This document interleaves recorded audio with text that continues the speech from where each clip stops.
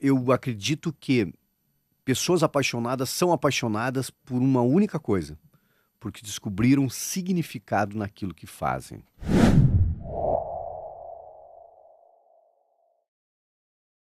Isso funciona também para as organizações. Organizações apaixonadas entenderam o seu propósito como organização. E essa é a condição para chegar à excelência. Você chamou a atenção aqui, marcou bem assim, marcas corporativas. Qual é a diferença que existe e as estratégias que devem ser utilizadas são muito diferentes? Elas conceitualmente não são muito diferentes. Bom, eu defendo a ideia desde 2001 com o termo personal branding, que é a gestão de marcas pessoais. E esse conceito traz as mesmas ferramentas, a mesma lógica do planejar marcas corporativas para pessoas. Então, os conceitos, as bases, a linha é exatamente a mesma, tanto para pessoas quanto para marcas de produtos, marcas de serviços. O que vai se diferenciar são as ações depois, né? Uma pessoa não faz uma campanha publicitária para si mesmo. Algumas até fazem, né? Mas a maioria não faz, tá? Explicitamente não faz. Então, a gente precisa fazer um outro tipo de ação, né? Um outro tipo de ajuste para poder chegar ao objetivo que a gente quer como marca. Me permita voltar mais uma vez essa questão da paixão, até porque eu diria assim, a hashtag do livro. Perfeito. Né? Tá lá na primeira página, tá na capa do livro. E aí eu pergunto aqui o seguinte, é a paixão de quem faz a marca ou é a paixão das pessoas pela marca? O que você trabalha mais e como é que você enxerga essas duas questões? É a paixão de quem faz a marca que transborda e apaixona as pessoas à sua volta. E tu passa a ter não consumidores, talvez, ou não compradores dos teus serviços, mas fãs da tua marca, pessoas que aderem à tua causa. É isso que eu defendo. E isso é possível num momento como esse, em que você tem tanto produto, tanto serviço à sua disposição, se apaixonar por alguma delas? Eu acho que é justamente por esse momento ser um momento de muita contradição, um momento de muitos paradoxos que eu exploro no livro. O corpo do livro explora todos esses paradoxos, que é quanto mais superlativa a sociedade fica, quanto mais os números são gigantescos, mais eu quero a personalização, né? Mais nós temos necessidade do que é escasso. Então nós vivemos uma sociedade do excesso, onde tem oferta demais, tem ruído demais, tem gritaria demais, e o interessante é que nós vamos buscar exatamente o contrário. O que é valioso para mim, para ti, para a maioria dos nossos ouvintes aqui, é aquilo que é escasso nas suas vidas. Sabe o que é escasso nas suas vidas hoje? Silêncio, atenção, carinho, afeto, te chamarem pelo nome de novo, abraço, aperto de mão, olho no olho, tudo que a gente não tem numa sociedade tecnológica, ruidosa, superlativa, né? Então, é isso que as pessoas estão procurando. E é aqui que as marcas podem ocupar um espaço que é um espaço de vácuo, de vazio nos nossos corações, nas nossas mentes.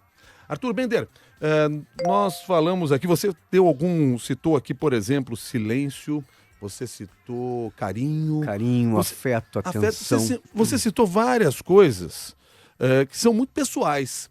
Como é que uma grande corporação vai conseguir atender os seus consumidores dessa maneira, se o volume de consumidores é muito grande? É uma inversão que precisa ser feita, e eu brinco muito com a ideia, assim, hoje o consumidor passou a ter um grau de exigência tão grande que a gente quer comprar numa web store às 3 da manhã. Né? Eu quero ter essa liberdade de olhar o meu saldo na conta a hora que eu quiser, a hora que melhor me convier. Mas eu também quero me relacionar com alguém de carne e osso do outro lado, e é por isso que a maioria das pessoas, né, entram nos menus eletrônicos, odeiam menus eletrônicos, mas elas vão direto no 9 lá, que é o número para... Eu faço isso, a maioria das pessoas faz. Eu quero falar com a telefonista, porque eu quero falar com alguém de carne e osso que possa me compreender.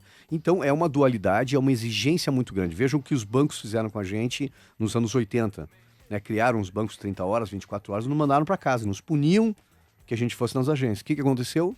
Hoje a competição ficou tão extrema que os bancos dizem, volta aqui de novo, tá? Eu te dou a madrugada para te fazer o que tu quiser, 24 horas, 30 horas, mas eu também te dou um gerente personalizado.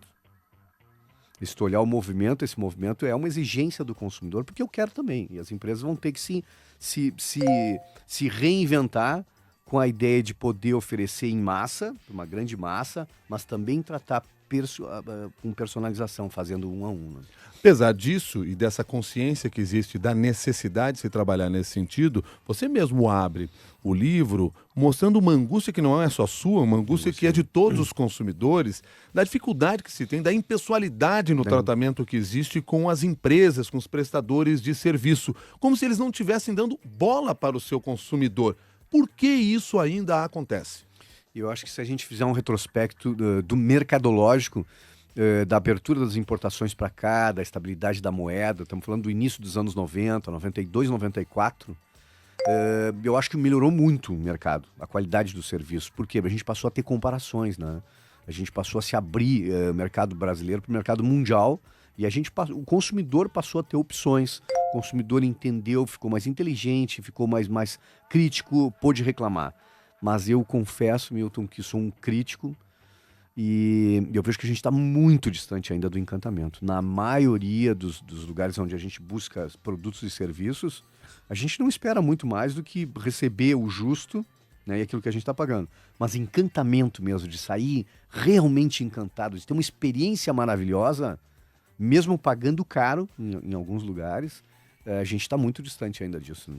Recentemente participei mediando um debate exatamente com várias dessas empresas que prestam serviço para grandes grupos, área telefônica, banco, área de TV a cabo também, essas operadoras de TV a cabo, estão todos lá reunidos. Mercados de massas. Mercado de massas. E aí eles diziam o seguinte, mas tem que entender que esse mercado é muito complexo, porque a quantidade, o volume de consumidor é muito grande, então realmente o número de reclamação acaba sendo intenso também, dessa mesma forma. Eu já ouvi essa desculpa. Só que eu fico pensando um pouco assim, só que lá na propaganda eles não dizem que é complexo, eles dizem que é simples, fácil, maravilhoso. É isso. Há uma desconexão entre o que fazem e o que dizem? Eu já ouvi a mesma desculpa numa palestra de um CEO de uma operadora de telefonia e não tem desculpa para isso. Né? Por quê? Porque a gente consegue, em outros países, a gente consegue uma telefonia perfeita. Né? O 3G na Europa tem há muitos anos e é 3G mesmo. Né? Não é o 3G que a gente tem aqui. Então eu acho que as operadoras têm um mercado de massa e quando eu estava escutando o CEO falar disso, mas imaginem a complexidade, né? São milhões de pessoas. O nosso negócio é um negócio tecnológico que não funciona dentro de elevadores porque é uma caixa, é uma questão física, porque precisa de antenas, porque precisa disso, que precisa daquilo. Mas se tu olhar por um outro lado, imagina tu ter milhões de consumidores do teu produto que pagam uma conta fixa mensal para sempre, né? E tu tem à disposição essa receita para fazer investimentos, né? Então eu acho que tem o ônus e tem o bônus dessa coisa. É um mercado maravilhoso, é um mercado gigantesco, é um mercado sedento de comprar cada vez mais. Então acho que é uma obrigação das pessoas. E para te ter uma ideia do grau de insatisfação que a gente tem com as telefonias, nessas palestras eu mostro a igualdade entre marcas e às vezes uso marcas de empresas para mostrar para as pessoas qual delas é a melhor, porque tecnologicamente a gente não consegue fazer. Quando eu apresento as marcas das operadoras de telefonia e perguntam, a gente não consegue saber, as pessoas vaiam. As pessoas dizem assim, tu não deve perguntar qual a melhor, tu deve perguntar qual a pior. É a única lâmina da minha palestra que as pessoas dizem isso, é para as operadoras de telefonia. Então vamos pensar o grau de insatisfação que a gente tem ainda. Isso já é um diagnóstico feito.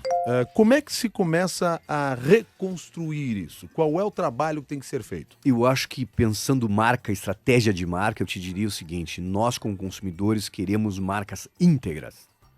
E a primeira atitude de integridade de uma companhia que não consegue entregar um serviço que prometeu é pedir desculpas para os seus consumidores. E se colocar à prova, né, e tentar corrigir o que ela faz. Agora, a ideia do marketing de enganação, o marketing, né, de emboscada, isso não funciona mais e essas marcas vão ser punidas pelos consumidores. A gente não consegue fazer isso em alguns setores porque tem o monopólio ou duopólio, né, e a gente sai de uma e vai para outra e constata que a outra é pior do que aquela. Né? E tu vai trocando agora com a portabilidade, tu vai vendo que todas são péssimas. Então a gente não tem, como consumidor, não tem saída. Agora, são marcas que quando a gente tiver a opção, a gente abandona essas marcas.